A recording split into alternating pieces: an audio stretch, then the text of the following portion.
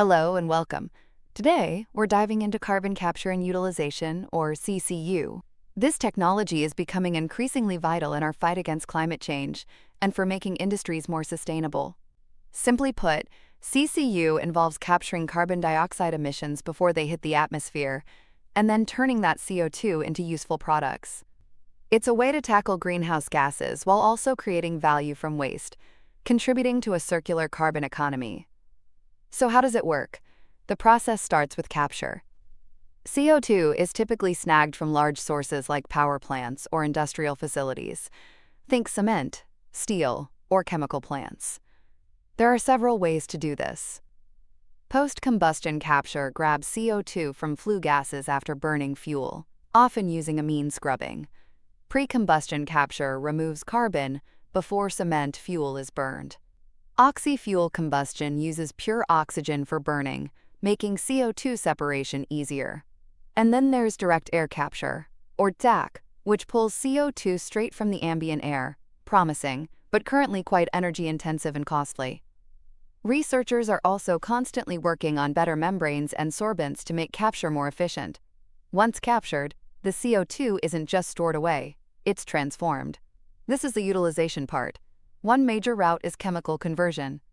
Captured CO2 can become a feedstock for making chemicals like methanol and ethanol, materials like polymers or plastics, fertilizers like urea, and even synthetic fuels, including sustainable aviation fuel. This often requires significant energy, ideally from renewable sources, and relies on advancements in catalysts and processes. Another pathway is mineralization. Here, CO2 reacts with minerals, often industrial byproducts like steel slag, or gets incorporated into building materials like concrete. This locks the CO2 into solid, durable products, offering long-term storage. Think of CO2-cured concrete. Sometimes, the captured CO2 is used directly. Enhanced oil recovery, or EOR, uses CO2 to extract more oil. It's also used for carbonation in drinks or as a coolant. While significant volumes are used this way, especially in EOR and urea production, much of the innovation focuses on transformative pathways. Finally, there's biological conversion, using microorganisms like algae to consume CO2 and produce biofuels or biochemicals. Where is CCU being applied? It's crucial for industries where emissions are tough to cut otherwise, the so-called hard-to-abate sectors. In cement and lime production, process emissions are a big issue.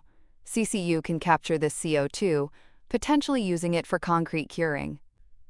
Similarly, the iron and steel industry is exploring capture from blast furnaces. The chemical industry can use captured CO2 as a non-fossil carbon source. Waste-to-energy plants are also adopting CCU. For example, a plant in the Netherlands will capture 100,000 tons of CO2 annually for use in greenhouses starting in 2025. And importantly, CCU is key for producing synthetic fuels, combining captured CO2 with green hydrogen, essential for decarbonizing aviation and shipping. Globally, CCU is gaining momentum. Around 45 commercial facilities currently capture over 50 million tons of CO2 each year. The pipeline is growing fast, with over 700 projects in development. While today's utilization is dominated by EOR and urea, newer pathways like synthetic fuels, chemicals, and building materials could utilize nearly 15 million tons of CO2 per year by 2030, based on announced projects. Policies are also starting to recognize CCU's importance for industrial decarbonization.